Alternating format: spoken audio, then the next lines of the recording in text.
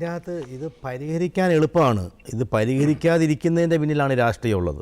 ഇപ്പോൾ ഇവിടെ സൂചിപ്പിച്ചതുപോലെ ഇങ്ങനെയൊരു സമരം ഉണ്ടാകുന്നതിൻ്റെ മൂല കാരണം കേന്ദ്ര ഗവൺമെൻറ് വഖഫ് നിയമത്തിൽ ഭേദഗതി വരുത്താൻ പോകുന്നു. അപ്പോൾ ആ ഭേദഗതി വരുത്താൻ പോകുന്നുള്ള വാർത്ത വന്ന ഉടനെ തന്നെ എന്തൊരു കോലാഹലമായിരുന്നു. പണ്ട് CAA സമരത്തിൻ്റെ കാര്യം പറഞ്ഞതുപോലെ എന്തോ മുസ്ലിം വിരുദ്ധമായി എന്തോ സംഭവിക്കാൻ പോകുന്നുള്ള രീതിയിലാണ് കേരളത്തിലെ എല്ലാ രാഷ്ട്രീയ പാർട്ടികളും, BJP ഒഴികെ ഏതാണ്ട് എല്ലാ രാഷ്ട്രീയ പാർട്ടികളും അതിനെതിരെ പ്രസ്താവനകൾ ഇറക്കുന്നു, ബഹളം വെക്കുന്നു. നേതാക്കന്മാരെല്ലാം BJPയെയും കേന്ദ്ര ഗവൺമെൻറ്റിനെയൊക്കെ കുറ്റപ്പെടുത്തിക്കൊണ്ട് പ്രസ്താവനകളായിട്ട് രംഗത്ത് വരുന്നു.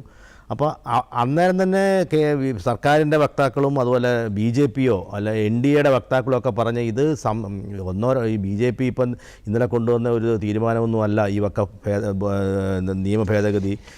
വർഷങ്ങളായിട്ട് ഗൗരവമുള്ള അല്ലെങ്കിൽ ഉത്തരവാദിത്തബോധമുള്ള മുസ്ലിം സംഘടനകളും രാഷ്ട്രീയ പാർട്ടികളൊക്കെ ആവശ്യപ്പെട്ടതാണ്. നിലവിലെ നിയമം ഭരണഘടനയ്ക്ക് വിരുദ്ധമാണ്, ഭരണഘടന ഇല്ലാത്ത ഒരു നിയമമാണ്. അതുകൊണ്ട് അത് മാറ്റണം.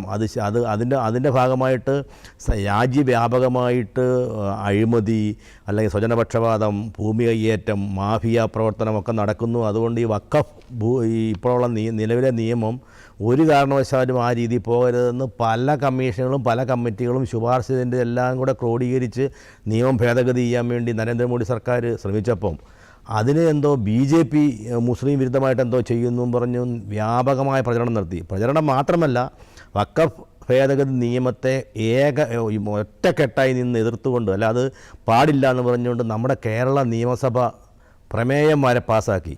അങ്ങനെ പ്രമേയം പാസ്സാക്കിയവർക്കും അങ്ങനെ ആ ഒരു സാധനം വരുന്നു എന്ന് പറയുമ്പോൾ രാഷ്ട്രീയം മാത്രം ഉദ്ദേശിച്ച് BJP ആണ് കൊണ്ടുവരുന്നത്, അല്ലെങ്കിൽ നരേന്ദ്രമോദി ഗവൺമെൻറ്റാണ് ഇത് കൊണ്ടുവരുന്നതെന്ന് കരുതിക്കൊണ്ട് അതിനെ കണ്ണടച്ചെതിർക്കുന്നവർക്ക് മുഖത്തിനേറ്റ ഒരു അടിയാണ് ഈ മുനമ്പം.